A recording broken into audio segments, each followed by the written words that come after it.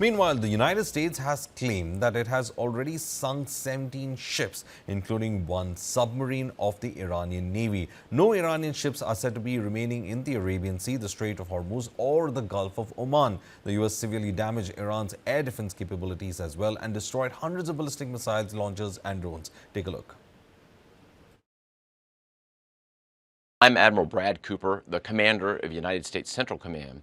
In this capacity, I lead U.S. military forces in the Middle East. I'm here to provide you an update on Operation Epic Fury, now in our 4th day of execution. First, I'd like to express my deepest condolences to the families and teammates of the extraordinary Americans who've been killed in action, and I'd also like to extend our prayers for a speedy recovery to the wounded. Yesterday, you heard from Secretary Hegseth and the Chairman of the Joint Chiefs. Today, I'd like to give you an operational update on where we are and provide you with some key facts. By order of the President of the United States and the Secretary of War, our military in the Middle East is undertaking an unprecedented operation to eliminate Iran's ability to threaten Americans, as they've been doing for nearly half a century.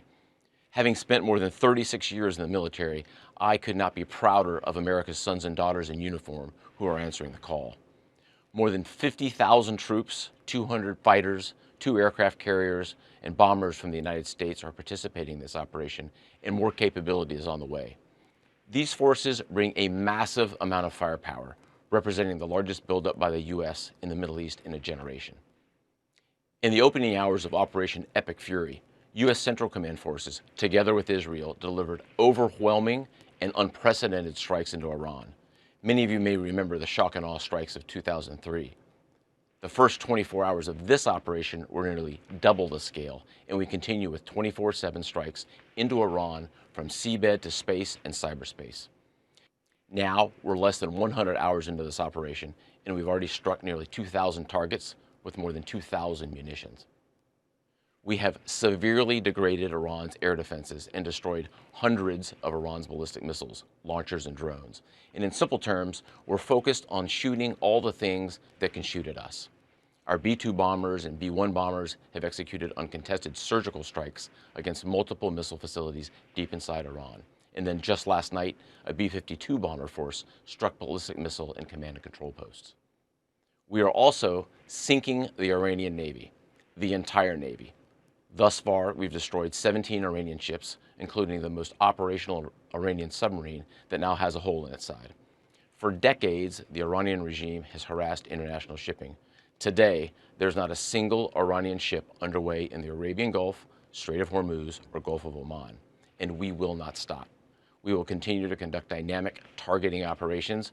We're hunting Iran's last remaining mobile ballistic missile launchers to eliminate what I would characterize as their lingering launch capability.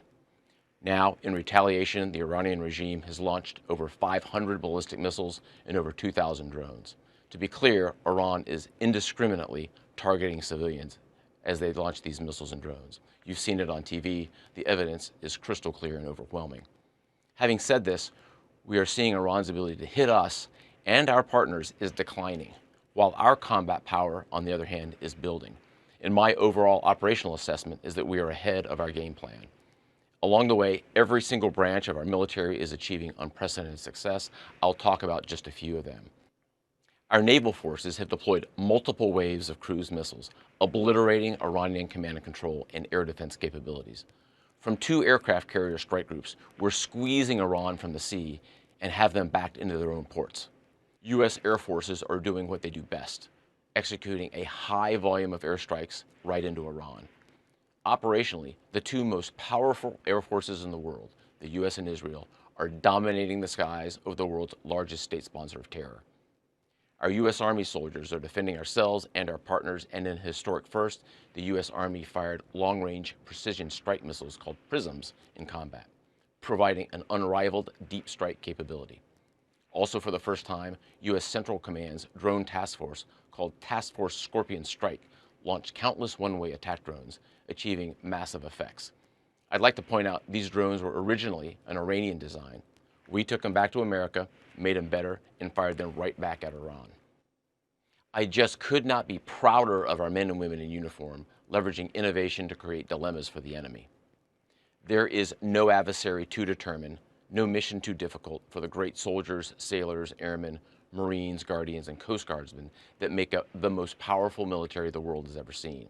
Our military objectives are crystal clear, and our people are executing an immensely complex and historic mission with relentless lethality, conviction, and professionalism. And we've just begun. But I have the utmost confidence that we, alongside our partners, will absolutely achieve our military objectives. To all our warriors, Godspeed.